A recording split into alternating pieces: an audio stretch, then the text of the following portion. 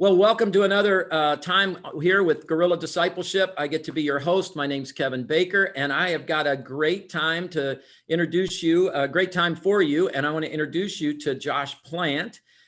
Josh is the senior pastor of Church on the Drive in Orlando, Florida. He's loosely connected to me, and here's how he's loosely connected to me. I think I've got this right, Josh. My daughter married your wife's cousin. Man, you got it the first try. Look at that. I'm telling you what. So Josh, welcome. It's so good. And I've had a chance to meet Josh before, but we've not had a time to sit down and talk about discipleship or things that matter very much. So I have been so looking forward to just spending time with Josh. So Josh, introduce yourself to us a little bit. Your wife, your kids, tell us a little bit about you. Yeah, we should talk about my wife and kids first because they're much more interesting than me. And everybody likes them more. But, I know that. My wife's Camille, and she grew up. She is your son-in-law's cousin, and they're very close. But she grew up here in Orlando. My kids obviously are growing up here too. I am from Austin, Texas, myself, originally.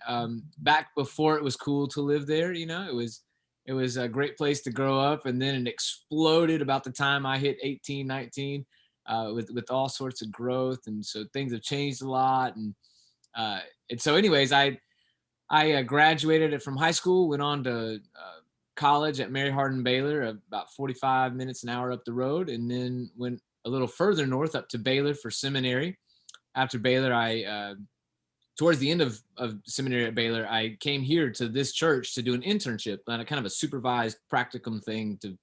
How did that get connected between Baylor and Florida? Okay, so I was working as a worship leader as a camp one summer while I was in seminary, and the youth group from College Park Baptist Church in Orlando, Florida came up, and they said, hey, we really like that. You should come down and do something in the fall with us for one of our retreats. I said, I'd love to do it. So I just kept that relationship with the youth pastor here. And so when the time came for me as I was finishing seminary to do my little, we called it mentoring project. They said, hey, come here and do that for a summer. We have a summer internship program. We'll pay you. I said, wow, this is great. Yeah. I love it. Because I knew so many people who weren't getting paid to do theirs. I said, yeah, absolutely. I come. And so my first night here, I met a lot of my wife's family, and including my wife. And we sat across the table and argued about everything under the sun for a while, because that's just that's our love language sometimes, I guess. All right. Yeah. No, we were just debating different things in politics and whatever, and then we really hit it off, and within a year we were married. After seminary, we moved up to Memphis and served there for about 4 years as youth pastors. Then got a call from this church, what was College Park Baptist Church, that had now become Church on the Drive. They said, hey, we have this new position we're starting.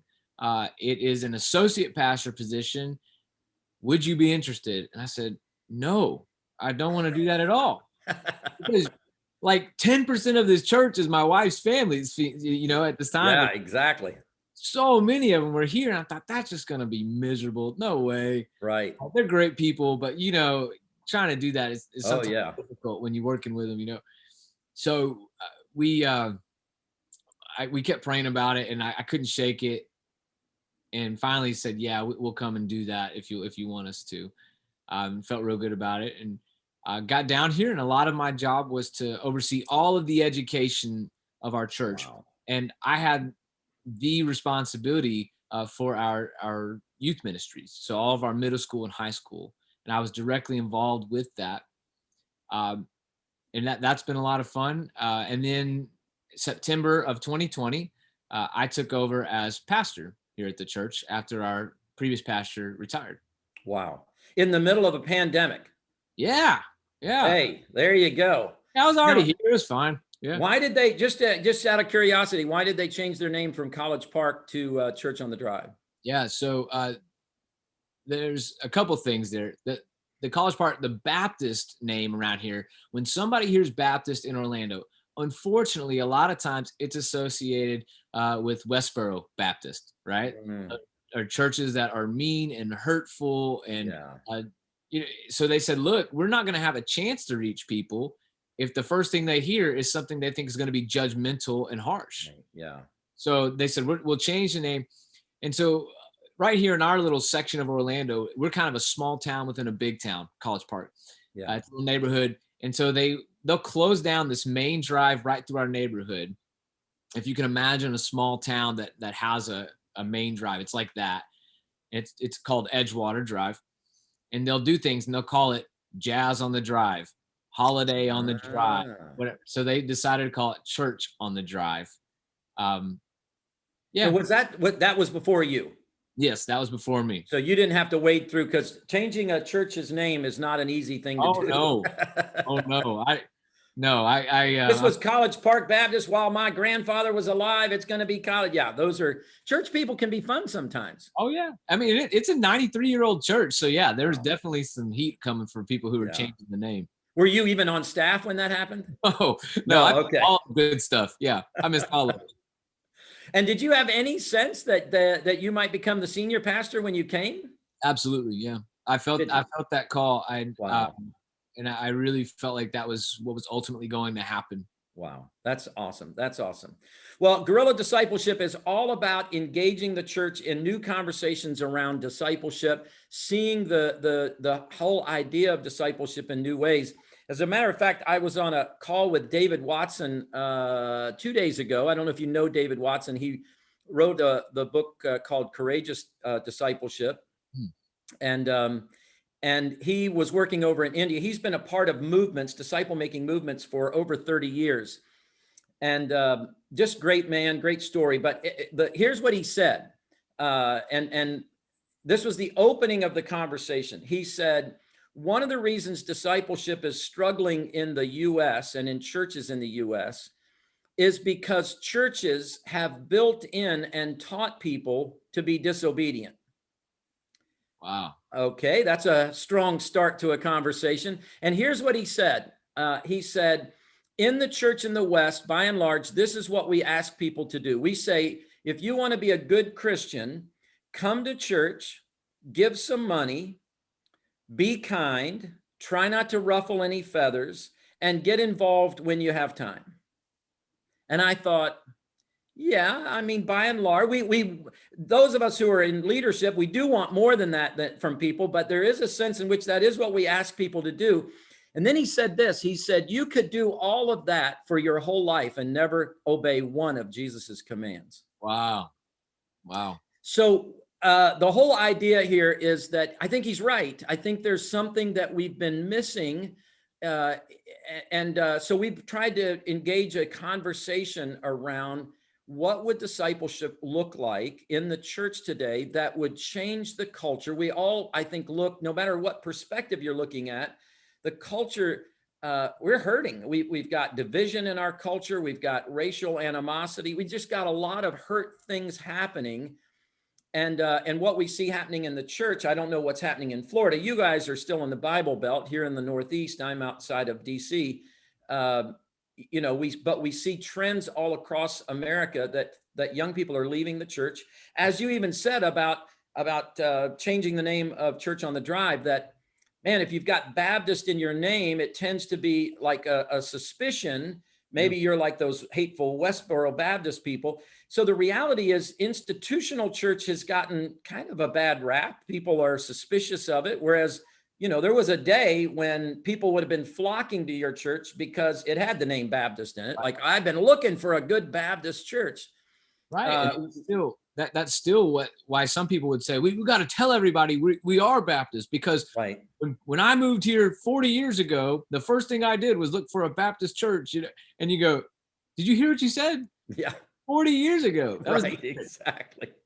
It is hard. And one of the things that happens in the church is we don't change very fast. In fact, often, as you know, the church is resistant to change. We for a variety of reasons. So anyway, having said all of that, I wanted to start kind of talking about what I think is a passion for you, a little bit outside of the church, that God's given you an opening in the high school football team.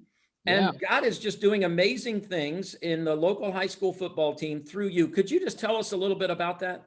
Sure. Yeah. So when I got to the church in 2015, I looked around, and a youth program that had been 100 people strong when I was here as an intern had really dwindled to about 20. Uh, Wow. I, I'm not still not totally familiar with what happened to make it go that way, but Right. it had gotten down to about 20.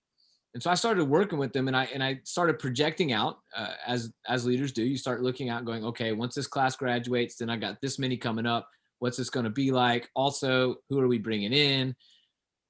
And I said, I don't know, but it seems like we're not going to have very many kids here pretty soon, because we had a lot of brother sister tandems, right? And they were 2 years Yeah. apart, things like that. So I looked around. I said, okay, I've been in a place like this before, because when I first started in ministry as a youth pastor, it was in a church plant in Waco, Texas, Wow. and I was 19 years old, didn't know anything at all, other than I was called to ministry and I wanted to be a youth pastor. And so they looked at me and they said, look, we got 0 kids in our church. You can be the youth pastor. I said, all right, great. So my friend Zach and I, we went up to the local middle school and we found the dorkiest group of kids we could find. And we sat with them every week at lunch. And we kept inviting them to church. I don't know why they let us do this, but we kept doing it. And then we would go pick them up in the sketchiest church van you've ever seen in your life. And their parents would let them get into the thing. I'm like, this is crazy. And anyways, I said, I'm going to take that same approach to our high school here. And so I started getting involved with the local high school football program. The way I fell into it is kind of weird, to be honest, because we had a girl who was running Camp Gladiator, which is like a fitness workout thing. She was working out of our gym here at the church, and her name is Brooke Thomas. And Brooke suddenly took a different job as the regional director or something for FCA. And Wow. so I knew she had our high school. And so I happened to run into her at a local coffee shop. And I said, hey, Brooke, if you ever need any help with the football team, like a chaplain or something, let me know. I'd love to do that. Really, really passionate about stuff like that. And she goes, well, I kind of already have 2 guys doing that. So, and I guess my face did something. And she goes, but you can come help too if you want. And so I did. And I showed up later that day to meet the coach, and long story made short, by the end of that season, that coach was gone. Those other 2 chaplains was gone. And I Wow. was the only one left. Wow. You ran them all off. You had a plan. I kicked them all out. I said, this is my show now. No, the coach, there was a scandal, and he Oh, had to no. resign in the middle of the season. The other 2 just the first chaplain, he was gone after the first game, Mm, and the other one just slowly tailed off, and I didn't know where he went. yeah. And so at the end of the season, I looked around, and we'd have Bible study with them on Wednesday night after practice. And This is a public school, by the way, right? The public school? yeah, Okay. public school. We'd just have we'd invite them in for Bible study, and we'd have 7 or 8 kids come in to do that. And we typically on varsity teams around here, you're going to have 50 to 60 kids at practice just for varsity. Wow. If it's a good program. We were probably having 30. I mean, things had just really deteriorated. So a lot of our job, because of the way practices were being run and things were going, was to build these kids back up when they came in on Wednesday nights. And so we just kept pouring into them, every week, pouring into them, these same 7 or 8 kids. I looked up at the end of the season. I said, okay, if I go somewhere now, what happens? What happens to these kids? So I looked at the interim coach and I said, hey, do you care if I still keep coming around and hanging out? And he goes, yeah, please do. And I said, all right, great. So just continuing this, I'm going to just stay present. One of the things I always tell a lot of my friends around here is, look, I'm not smart enough to come up with a really great program. Like, that's just not me, but I'm really good at showing up. I will show up better than anybody you ever met. I may be late sometimes because I got 2 kids, but I'm going to show up, and I'm going to keep showing up until you tell me not to. And then I'm still probably going to show up a little more. And so I just kept showing up, and I was working out and training with these guys because back then they were still small enough I could do it. And I was running gassers with them, doing stadiums, like lifting with them. Wow. And then in December, we hired a new football coach, which has been profoundly impactful on me. But his name's Cameron Duke, and I think he's the best coach in Florida. Wow. He's also one of my really good friends now, but I didn't know him at the time, and I got his number from Brooke Thomas, and I texted him and said, "Hey man, just wanted you to know we're behind you. I'm Josh, I'm one of the chaplains. If there's anything I can do for you, let me know." So about 10 or 15 minutes later, he calls me and he says, "Hey, I'm driving. Saw I got a text from you. Didn't want to text and drive. Just wanted to tell you that I'm a believer, and Jesus is going to be at the center of anything I ever do, especially a football." Wow. And I knew right then we were going to be hitting it off. Yeah. So we kept going, and as we went into the spring season, we were trying to figure out. We have a spring football time, right, to get ready and all that. Things were different. At the end of practice now, like they're calling people up and talking about things. We called our spotlight.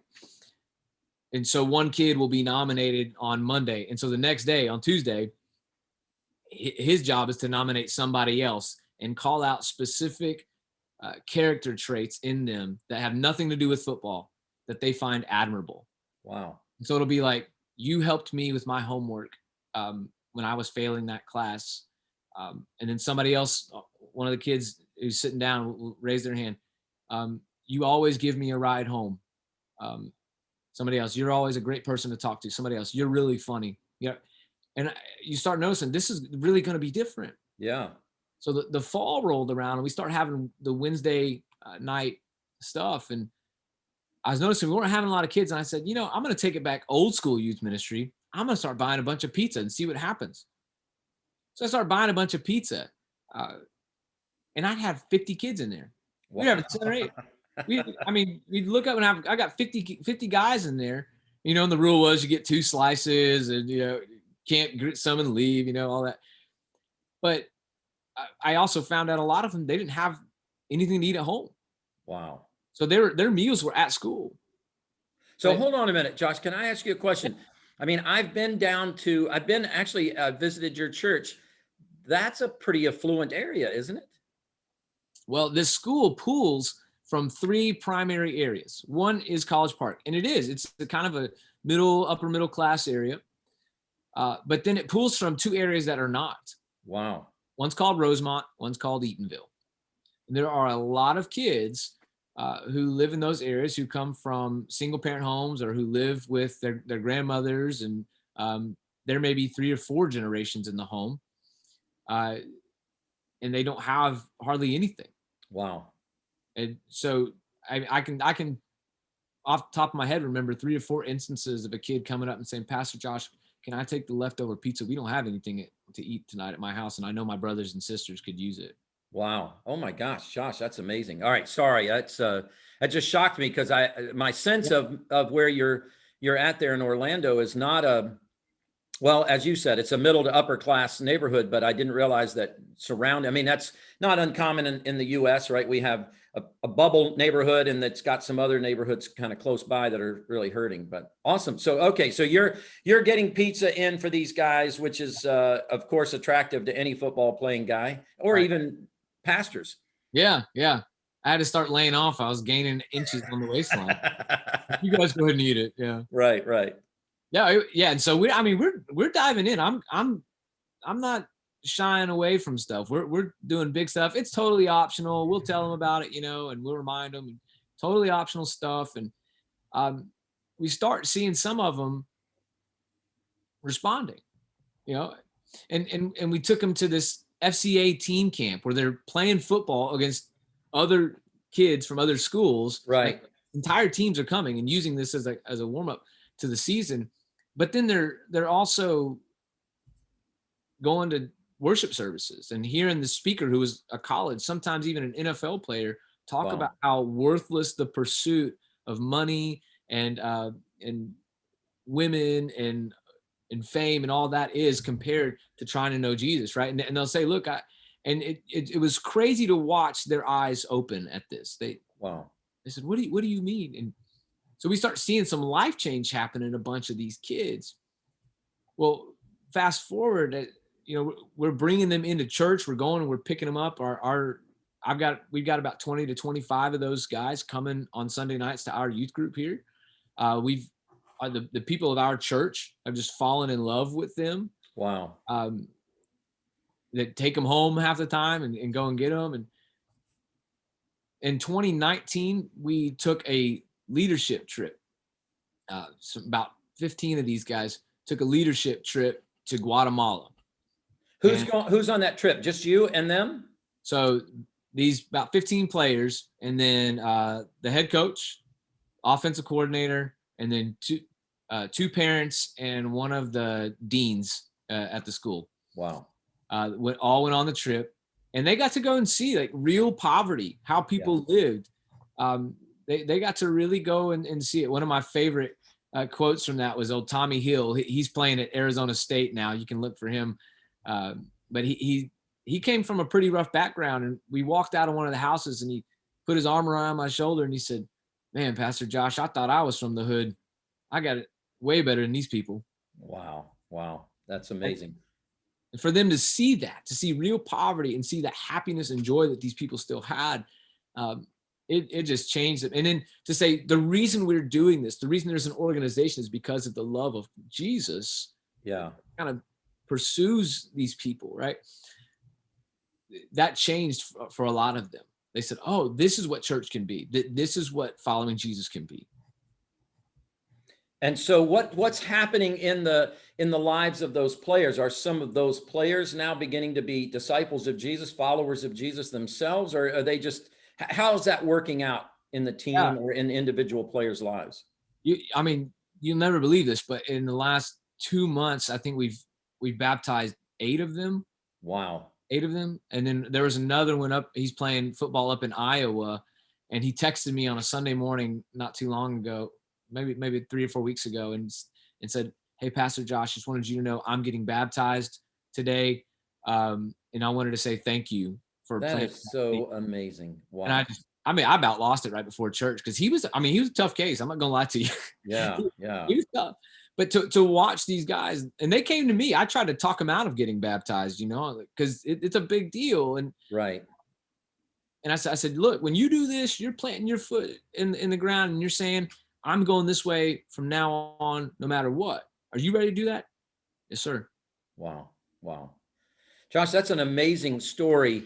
So but on that note, we're gonna keep talking, and next week we'll have some folks hopefully plug back in with us, because I'm gonna pick up right where you just left off. But I want to thank Josh Plant, senior pastor of Church on the Drive in Orlando, Florida, for being with us today. And he's going to stick around, and we're going to have some time to pick up exactly where we left off. So thanks for joining us today. Again, my name's Kevin Baker. Great to be with you.